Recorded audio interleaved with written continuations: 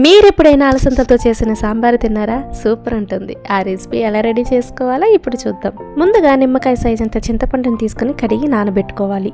మార్కెట్లో మనకి ఇలాంటి అలసందల కాయలు దొరికితే మిస్ అవ్వకండి. వీటి నుంచి మనం గింజల్ని సపరేట్ చేసుకొని 1 గ్లాసు అలసందలకి 2 గ్లాసుల వాటిని యాడ్ చేయాలి.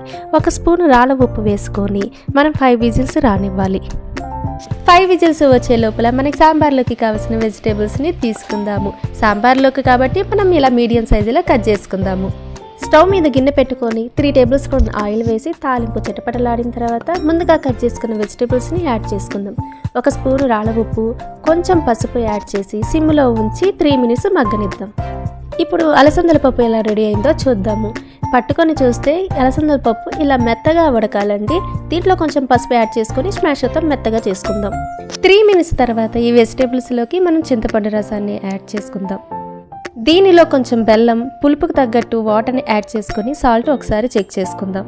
మూత పెట్టేసుకొని మీడియం ఫ్లేమ్లో 70% దాకా ముక్క ఉడకాలి.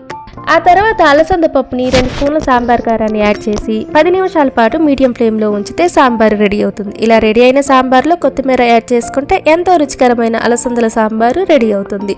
మీకు నచ్చినట్టయితే లైక్ చేసి, షేర్ చేసి, సబ్స్క్రైబ్ చేసుకోండి.